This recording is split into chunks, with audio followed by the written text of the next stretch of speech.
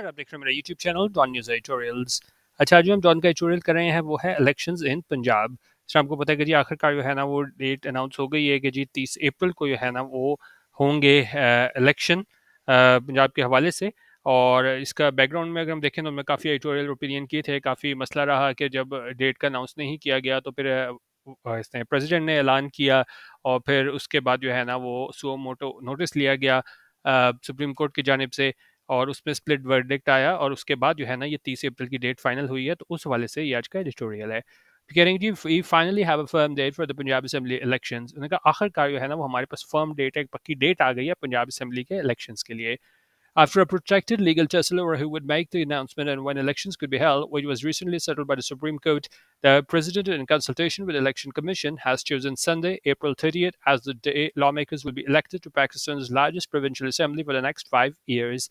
उन्होंने कहा किसके बाद after a protected legal tussle. Protected होती है कोई एक ऐसी चीज को बहुत लंबे अरसे से चल जाए, यानी जिसको उतनी देर ना चलना हो। जिस तरह मैंने आपको बताया कि जी लीगल बैटल होती रही पहले, जब ये प्रेसिडेंट ने ऐलान किया, उसके बाद supreme court suo motu notice लिया, फिर उसके बाद 3-2 का स्प्लिट वर्डिक्ट आया। तो मतलब वो बहुत टाइम जो है उसमें जाया हो गया। तो ये क्या प्रोटेक्टेड लीगल टसल थी, एक लीगल एक तरह की आप कह लें जी स्कफल देखने को मिला, फाइट देखने को मिली। किस चीज़ पे?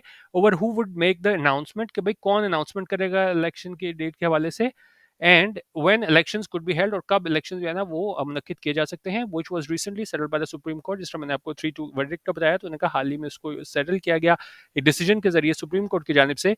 The president in consultation with the election commission has chosen Sunday. और उसके बाद जो प्रेसिडेंट था उससे बातचीत करने के बाद इलेक्शन कमीशन से उन्होंने इंतखाब किया है संडे अप्रैल 30 का, उस दिन का जहाँ पे लॉ मेकर जो है ना उनको इलेक्ट किया जाएगा, उनका इंतखाब किया जाएगा। कहाँ पे? To Pakistan largest provincial assembly for the next 5 years, के अगले 5 सालों के लिए पाकिस्तान की लार्जेस्ट प्रोविंशियल असेंबली में उनका इंतखाब किया जाएगा 30 अप्रैल 2023। ठीक है। अच्छा, उन्होंने कहा in the context of Pakistan electoral politics is often said that whoever takes Punjab takes Pakistan. उन्होंने कहा अगर पाकिस्तान के तनाजुर में बात करें, पाकिस्तान की सियासी इसके जो इलेक्शंस होते हैं उसकी सियासत की बात करें, तो ये कहा जाता है कि भाई जो पंजाब में कामयाब होगा टेक्स पाकिस्तान, वो क्या है मतलब वो पाकिस्तान में ही उसकी हुकूमत होगी। मतलब क्योंकि जाहिर है पंजाब जो है ना वो गढ़ है कि जहाँ पे आपकी अगर मेजोरिटी हो जाती है तो ऐसे ही है जैसे आप पूरे पाकिस्तान में जीत जाओगे, इतनी आपकी मेजोरिटी हो जाती है। We can therefore anticipate an intense political battle in the lead up to the polls। और उन्होंने कहा इसलिए हम एंटिसिपेट कर सकते हैं कि जी इंटेंस पॉलिटिकल बैटल होगी, बड़ी शिद्दत से है ना एक सियासी एक आप कह लें बैटल होगी, जंग होगी in the lead up to the polls. Lead up होता है किसी इवेंट जो है ना जो उस तरफ ले जाए, कि मतलब जब ये इवेंट आएगा पोल उससे पहले जो है ना हमें बहुत ज़्यादा इंटेंस पॉलिटिकल बैटल देखने को मिलेगी। The announced date places the election on the weekend after Ramadan ends, which gives rise to some interesting questions। उन्होंने कहा ये अनाउंस डेट है 30 अप्रैल की, वो उसमें ये है कि जो इलेक्शन होंगे वीकेंड पे जब रमज़ान ख़त्म होगा। और उसने कहा ये बड़े इंटरेस्टिंग अहम जो है ना वो सवालात उठाता है। और वो क्या सवालात हैं? How will the parties manage their campaigns during a month that is usually devoted to religious activities। उन्होंने कहा किस तरीके से पार्टीज जो है ना वो मैनेज करेंगी अपनी कैंपेन को उस महीने में जो आमतौर पे लोग उसको वक्फ कर देते हैं मजहबी एक्टिविटीज़ के लिए, मजहबी सरगर्मियों के लिए। How will public sentiment be shaped by the fervent spirituality of the month. किस तरह उनका जो पब्लिक सेंटिमेंट है, जो जज्बात हैं, वो किस तरह से निकल के सामने आएंगे, ये जो फर्वेंट स्पिरिचुअलिटी है, पैशन जो स्पिरिचुअलिटी है उस महीने की। ठीक है, क्योंकि ज़ाहिर है आप रमज़ान में आप सब कुछ छोड़ के इबादत वगैरह में मशगूल होते हैं और उसके फ़ौरन बाद जो है ये इलेक्शन है। तो वो कह रहे हैं जी किस किस तरह ये शेप होगा सारा sentiment. What will drawing room debates be like during the Eid festivities। अच्छा, फेस्टिविटीज़ होती है जब आप किसी चीज़ को सेलिब्रेट करते हो बड़े खुशी से। तो उन्होंने कहा किस तरीके से जो है ना ड्राइंग रूम डिबेट्स होंगी जब ये हमारे पास ईद की खुशियाँ मनाई जा रही होंगी। Since the matter has been settled by the Supreme Court, the Constitution in any case had been abundantly clear about the timeline for elections to the assemblies. Both the government and the state are now bound to extend every possible facilitation to the ECP। उन्होंने कहा क्योंकि वो matter है उसको फैसला किया है supreme court ने, और जो आइन है उन्होंने कहा वो बड़ा क्लियर था, बड़ा वाजह था कि भाई ये टाइमलाइन है कि क्या मुद्दत है इलेक्शंस की, असम्बली की कब इलेक्शन होने हैं। उन्होंने कहा फिर दोनों गवर्नमेंट और स्टेट जो है ना अब वो बाउंड है कि लाजिम है उन पे कि जी वो मुकम्मल फैसिलिटेशन फराहम करें ईसीपी को, सहूलत उनको फैसिलिटेट करें, सहूलत फराहम करें। एक्सक्यूज़ेज़, और उसमें उन्होंने कहा ये एक्सक्यूज़ेज़ है ना जिसकी बुनियाद पे कह रहे थे जी इलेक्शन नहीं हो सकते, तो अब ये काम नहीं करेंगे। और कौन से एक्सक्यूजेज हैं? Excuses like shortage of funds and availability of personal, hold no water. अच्छा, ये बड़ा अच्छा ईडीएम है, इसको जरा मैं आपको डिटेल से कराता हूँ। होल्ड नो वाटर, अच्छा, होल्ड नो वाटर इसका मतलब होता है, ठहरते हैं, इसको थोड़ा बड़ा कर लेते हैं। होल्ड नो वाटर का मतलब होता है कि आपको, कि आपको कोई एक बयानिया, एक और आर्ग्यूमेंट जो हो, जो क्या है, लॉजिकल ना हो, बिल्कुल वो सेंस ना बनाए, ठीक है। इस तरह एग्जांपल देखें, if a child tells his teacher that his dog ate his homework, the teacher may believe that his excuse does not hold water. उनका अगर बच्चा कहे अपने टीचर को कि भाई उसके कुत्ते ने उसका होमवर्क खा लिया, तो टीचर जो है ना वो क्या है, तो फिर वो ऐसे ही होगा कि उसका एक्सक्यूज जो है वो डज नॉट होल्ड वाटर, यानी कि वो बिल्कुल भी एक्सेप्टेबल नहीं होगा, लॉजिकल नहीं होगा। और यहाँ पे भी यही बात कर रहे हैं कि ये जो एक्सक्यूजेज है ना, ये बहाने हैं कि जी शॉर्टेज ऑफ फंड्स, के फंड्स की कमी है, अनअवेलेबिलिटी ऑफ पर्सनल, के जी सिक्योरिटी की वजह से हमारे पास लोग नहीं है, होल्ड नो वाटर। तो ये इसकी भी है ना, अब कोई आप कह लें कि जी कोई मतलब अब इसकी लॉजिक नहीं बनती, कोई सेंस नहीं बनती। Considering that the electoral exercise is a central feature of parliamentary democracy as conceptualized in our constitution, उनका ये देखते हुए ये इलेक्टोरल एक्सरसाइज है, ये इलेक्शन कराना, ये एक बुनियादी फीचर है पार्लियामेंट्री डेमोक्रेसी का, जिस तरह इसको कंसेप्चुलाइज किया गया है हमारे कॉन्स्टिट्यूशन में, हमारे आइन में। अच्छा, अब उन्होंने कहा कि जी आर्म फोर्सेस है उनको भी तैयार होना चाहिए सिक्योरिटी फराहम करने के लिए। किस तरह? The armed forces too should be ready to provide security to the polling process when and wherever it is requisitioned. उनका आर्म फोर्सेस भी है ना, उनको भी तैयार होना चाहिए सिक्योरिटी फराहम करने के लिए पोलिंग प्रोसेस में, जब भी और जहाँ भी है ना उनको रिक्विजिशन के जरिए बुलाया जाए। The ECB too should fully prepare itself. उनका ECB को भी अपने आप को है ना मुकम्मल तौर पे तैयार करना होगा। Election day should not see any disorganization or disruption in the voting, counting and results transmission processes.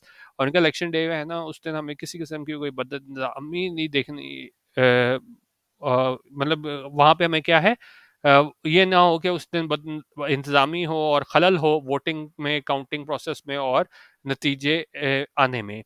It is of paramount importance, इनका ये बहुत ज़्यादा अहमियत की हामिल है, that these elections be held in an environment that offers a level playing field to all political parties and exercise itself is conducted in a fair and transparent manner.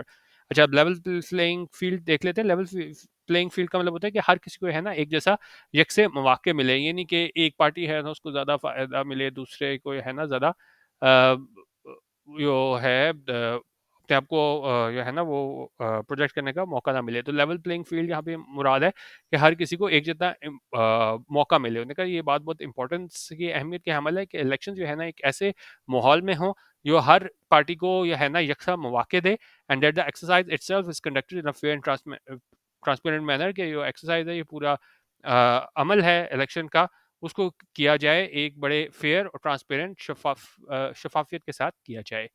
Finally, it is the responsibility of all candidates and political parties to train and delegate polling agents to each polling station on election day, sensitize them regarding the responsibilities, and put in place an efficient monitoring mechanism to keep a check and balance on the counting exercise. उन्होंने कहा आखिर में है ना ये जिम्मेदारी होगी तमाम कैंडिडेट्स की, पॉलिटिकल पार्टीज की, कि वो ट्रेन करें और जो है ना वो इख्तियारात दें पोलिंग एजेंट्स को, जितने भी पोलिंग स्टेशन है इलेक्शन डे पे उनको बताएं, उनको सेंसिटाइज करें कि उनकी क्या जिम्मेदारियां हैं, और एक ऐसा मॉनिटरिंग मैकेनिज्म रखें कि वो चेक एंड बैलेंस रख सकें काउंटिंग एक्सरसाइज में, और किसी किस्म की भी बदइंसामी ना हो। These elections will undoubtedly be unprecedented in more ways than one, और यानी कि इलेक्शन जो है ना वो बगैर किसी शक व शुबे के वन प्रेसिडेंटेड होंगे, यानी कि ऐसा पहले नहीं देखा गया, in more way than one.